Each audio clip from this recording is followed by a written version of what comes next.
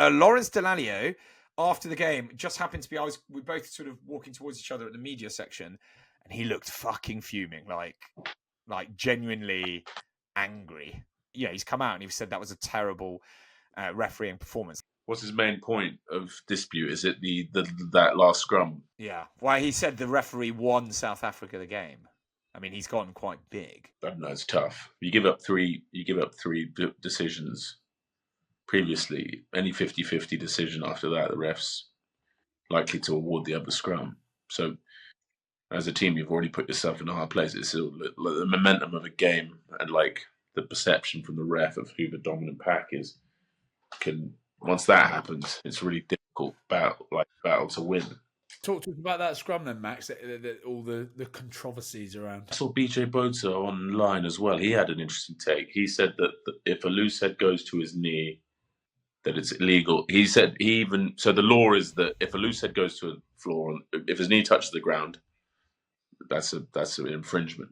But I always thought it was just to keep the scrum stable, because if you go to your knee, it kind of falls down. But he thinks that a loose head gets an unfair advantage from such a maneuver.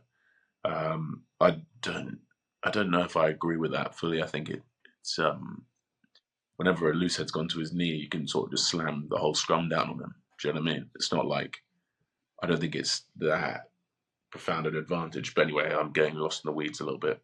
But what should have happened there is he's called it up, but why did he wait so long? Why did he wait so long? Why did he let it develop so long? He's clearly seen him touch the floor. Then he's let it just manifest and seen what happened. So I think he should have just reset it, especially given the gravity of that scrum. And then I think everyone could have got past that. But right now, the laws are the laws. So technically, he can award it, but it's the way he's awarded it. It just seems wrong. And also, Vincent Koch, in my opinion, is already going on the 11 o'clock. Like, I think he's angling the scrum a little bit. He wants to go that way, like his hoops facing the touchline. And it's not just because Genji's put him there. But laws be the laws. Genji went to his knee, but then you could argue, is it the chicken and the egg? So if Koch's on the angle, doesn't that mean less of his body's there for Genji to scrum against? Did that cause his knee to slip? Oh my God, we're going down that multiple rabbit holes. How do we figure it out? Well, scrums will always be points of debate and controversy. It will always be this way. They're just difficult things to. And then people will talk about, well, you better get rid of them. Well, if we get rid of them, why do you go play rugby league? And then why is the game based around all these talking points? Oh my God, everyone wants to tear the rule books up just because the game gets decided on a bit of set piece. I mean, that's what set piece is for. Using your strengths and exerting it on the opposition. And the Springboks wouldn't have won without that scrum. That scrum. I do get why people get frustrated by it, because one, it's sort of like it looks a bit crapped, which I kind of get. I can accept that. It does strange, but I think that's part of the beauty of the game of rugby union. You've got these kind of very strange ceremonies dotted around the field to generate play. And it's also, and everyone's like, we should take them out. Well, if you take us out, you're going to get athletes that can cover more space. And then there's going to be even less space. You basically just got a bunch of back rowers running around making precious bags. Yeah, but do you know who's made me hate scrums? You fuckers. What? You front row. You front row have made it, actually, probably not the hookers.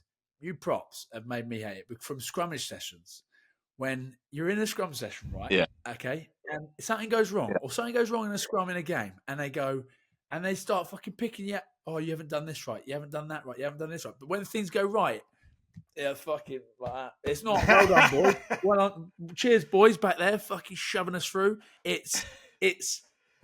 Yeah, I'll take that. And you go, wait a minute. Wait. Who's your main man that you've been scrumming?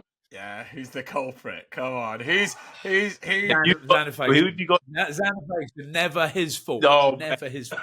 Well, there's a problem. He's like the opposite Churchill. He's fucking. Really? Thunder, is he like nah? My lot. Yeah, every time. He'll be like the back rowers meerkatting. He's having a look at back there. I'm pushing, etc. I'm like, bro, Yeah, but that's fair enough. But I'm not one of those. I'm not a dictator of a prop. I'll take it. I'll take most of it. Don't worry, man. I did enjoy scrum sessions though. I'll be honest, because you don't fucking do anything. I just sort of get on there, come out in my moldies, and everyone kick off. Yeah, no. Can't wear moldies at scrum session.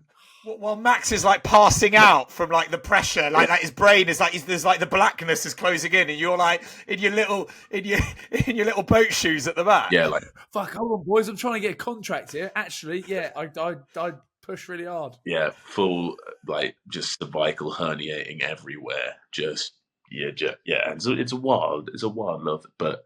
Yeah, I wouldn't play the game if I was up there with you. I wouldn't play the game if I was a prop. Would you sack in if you were a prop?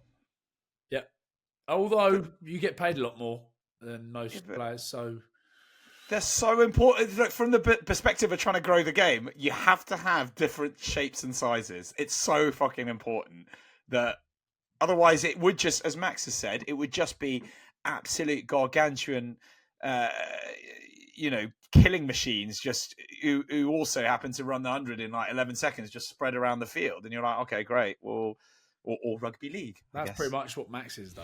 Absolute athlete. Here we are. We've got a question here from the producer. Should the clock stop for scrums, Max? 4.5 minutes of the last 10 was spent on 2 scrums. I'm all for that. Like, genuinely, I don't mind that, but I feel like what happens then? Like, if the games could go on for a fair bit longer, given if there are a lot of scrums, what happens then? So, like, obviously, when you're scheduling a game for a day or for broadcasters, like that could become sort of a that'd be a fucking nightmare. Yeah, do you know what I mean? Okay, so okay. Conversely to that, then, Max, what are your thoughts on not a penalty but a free kick being given? Then the Springboks just take a penalty every free kick anyway. So then, well, no, because obviously, yeah, that's true. If you go in a sort of interminable loop, but I mean more that people wouldn't be this, the pressure on a referee, and also on the speed of the game, because you'd be aware that it's you're not going for this ultimate potential of winning a World Cup semi-final. We're going for, all right, we've got a free kick. We can run it, or we can blast it into touch, and somebody else gets and the opposition get the throw in. I guess so, but like going back, I guess you're still exerting your advantage. If you've got the stronger scrum, why can't you leverage that over a team? I know that in this particular case the decision didn't suit, but for the most part, the more dominant pack, even in the intricacies of all the rules around the scrum, the dominant pack is usually the one that's rewarded by picture. It does work out like that.